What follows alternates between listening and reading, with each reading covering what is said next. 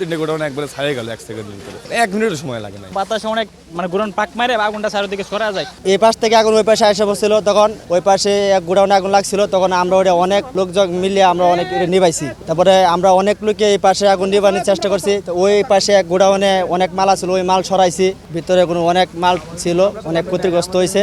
এনে এই পাশে আমরা যত দেখতেছি 4টা গোডাউনের দিকে ক্ষয়ক্ষতি অনেক হয়েছে, অনেক শেষ হয়ে গেছে আর কি পুরে।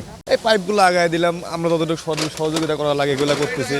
পাইপগুলো ধরে আগে দিচ্ছে, তাদের সাথে যেগুলো করা লাগবে এগুলো করতেছি। বলতেছে ভাই এটা করে আমাদের পানি খাওয়ান, তা করা তো সবই করতেছি আমরা আর কি। প্রথমে তো ধরেন আগুন লাগছিল এই গোডাউনের পিছনে, এই গোডাউনের পিছনে আগুন লাগে সামান্য, ওই গোডাউনের ইরুটো কোনার বল লাগেছে, 1 মিনিটও সময় লাগে নাই, 1 মিনিটও লাগে নাই। তার ভিতরে পুরোটা 2-3টে গোডাউন একবারে ছাড়িয়ে গেল 1 সেকেন্ডের ভিতরে। 1 মিনিটও সময় লাগে নাই। ডাস্টের আগুন তো রোদের মতো দৌড় মারে চলে আসে। লাগছে, লাগার পরে আজকে বাতাসে তো বেশি বাতাস ছিল, বাতাসে অনেক গোডাউন পাক মারে আগুনটা চারিদিকে ছড়া যায়। পরে মানুষের সম্ভাবনা করার চারের মধ্যে ছড়া, বাতাসের মধ্যে তো বোঝা নেই তো আগুনটা করছে, পরে আর করা যায় নাই। বাতাসে বেশি বাইরে গেছে, আগুনটা তাই ছড়া গেছে বেশি। 999-এ কল দেওয়ার পরে দিয়ে এই ফায়ার সার্ভিস টিম আসছে। 999-এর কল দেওয়ার আগেই তারা নাকি খবর পাইছে। 999-এ কল দেওয়ার পরে ওরা বলছে আর কি, ফাহাদের যে গোডাউনটা ছিল ওনার কয়টা জানি গোডাউন পুড়ছে, আমি ওই পাশটা যাইতে পারতেছি না, তার জন্য আমি ইনফরমেশনটা দিতে পারতেছি না।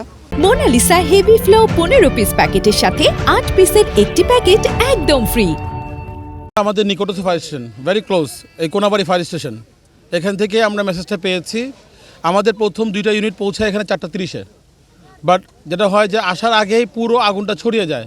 আপনারা দেখতে পাচ্ছেন, আপনার চোখের সামনে দাঁড়িয়ে আছে অনেকগুলো গোডাউন, ইট ইজ মোর দেন 100, প্রায় 100-র কাছাকাছি এখানে গোডাউন চারপাশে আছে, এবং সবই কিন্তু একসাথে লাগানো, কোনো মাঝখানে কোনো ওয়াল নাই, যেহেতু কোনো কম্পার্টমেন্টেশন নাই, আমরা বলি যে কোনো মাঝখানে কোনো ব্যারিয়ার নাই, সেহেতু আমরা আসার আগেই আগুনটা ছড়িয়ে গিয়েছিল। এখানে অনেকগুলো গোডাউন ছিল। তো আমাদের প্রথম ইউনিট আসার আগে তারা দূর থেকে যখন দেখে যে আগুনের ধোঁয়া এবং তাপ দেখা যাচ্ছে দূর থেকে এবং আলো দেখা যাচ্ছে, আমাকে অফিসার তাৎক্ষণিক বলে আমাদের আরও সাপোর্ট পাঠান। তখন আমরা 2টার সাথে সারাবো থেকে আরও 3টা, 5টা, পরে আবার ভোগড়া থেকে আরও একটা, 6টা, টোটাল আমরা 6টি ইউনিট এখানে ডিপ্লয় করি, এবং আমি নিজেও চলে আসি এখানে। তো এখানে মেইন চ্যালেঞ্জ যেটা আপনারা দেখতে পাচ্ছেন যে হাইলি কম্বাসিবল, সবগুলো উচ্চ দাহ্যশীল পদার্থ, জুট গোডাউন, এবং এখানে বাতাসের অনেক গতিবেগ ছিল আজকে, এবং সবচেয়ে বড় কথা চারোদিকে লাগানো আপনার জুট গোডাউন, তো আগুনটা ছড়িয়ে যাচ্ছিল। তো আলহামদুলিল্লাহ জনগণকে আমি ধন্যবাদ দেই, সবাই আমাদেরকে যথেষ্ট হেল্প করেছে।